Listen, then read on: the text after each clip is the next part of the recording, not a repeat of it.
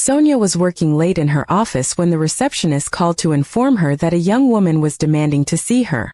First, Sonia thought it must be a client. But when the woman walked in, her hand resting protectively on her swollen belly, Sonia immediately felt a strange tension. The woman's eyes darted nervously around the office before landing firmly on Sonia. She introduced herself as Aisha, and then dropped the bombshell. She was pregnant, and the father was Sonia's husband, Raza. The words pierced Sonia like knives. For a moment she sat frozen, unsure whether to scream, cry, or laugh at the absurdity. Aisha seemed almost relieved after saying it, as if she had finally freed herself of a burden. Sonia forced herself to remain calm. Instead of reacting with anger, she offered Aisha a seat and poured her a glass of water. Inside, however, her heart was burning. She had always suspected Raza was hiding something, but to have his betrayal show up at her office in human form was another matter entirely. Aisha explained that Raza had promised to leave his wife, to start a new life with her and their child. But lately, he had been avoiding her calls, making excuses and treating her like a secret. Out of desperation, she had decided to confront Sonia, hoping it would push Raza into taking responsibility. Sonia listened quietly, her mind racing. In that moment she realized the power had shifted. She wasn't the abandoned wife, she was the one holding the cards. That night, Sonia didn't confront Raza immediately.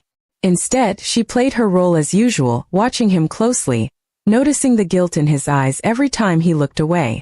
He had no idea that Sonia already knew everything. She decided revenge would taste better if served cold, carefully planned, and executed in a way that would leave scars deeper than any argument could. The next day, Sonia began her quiet revenge. She withdrew money from their joint account, shifting funds into her personal one. She contacted her lawyer friend and discreetly prepared divorce papers, ensuring she would leave the marriage with everything she was legally entitled to. At the same time, she reached out to Aisha again, inviting her for coffee. Instead of treating her as an enemy, Sonia treated her like an ally. Aisha was surprised but relieved. The two women spoke at length, and Sonia discovered that Aisha was not the cunning homewrecker she had imagined, but rather a naive girl who had believed Raza's sweet lies.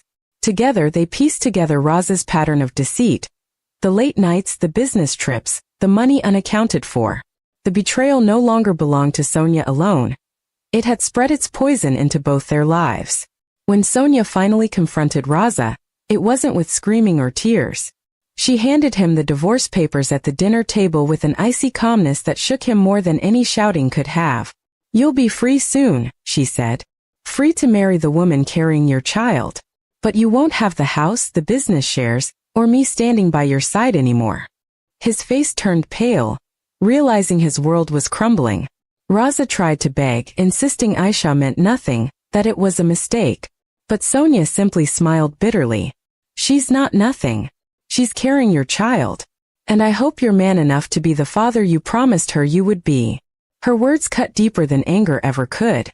She had stripped away his power, leaving him exposed in his lies. Weeks later, Sonia finalized the divorce and walked away with her dignity intact and her future secure. Raza, meanwhile, struggled under the weight of his decisions. Aisha, now visibly pregnant, demanded the stability he had promised, but he could no longer juggle his lies.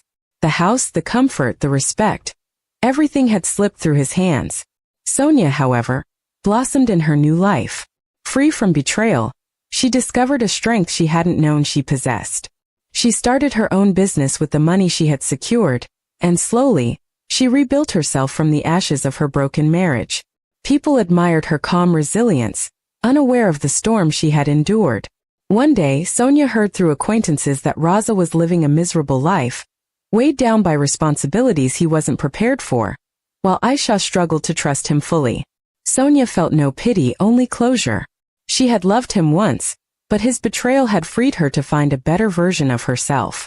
In the end, Sonia's revenge wasn't about destroying Raza. It was about showing him what he had lost. He had traded loyalty for lies, and now he had to live with the consequences. Sonia walked away not as a broken wife, but as a stronger woman, her silence and dignity delivering the sweetest revenge of all.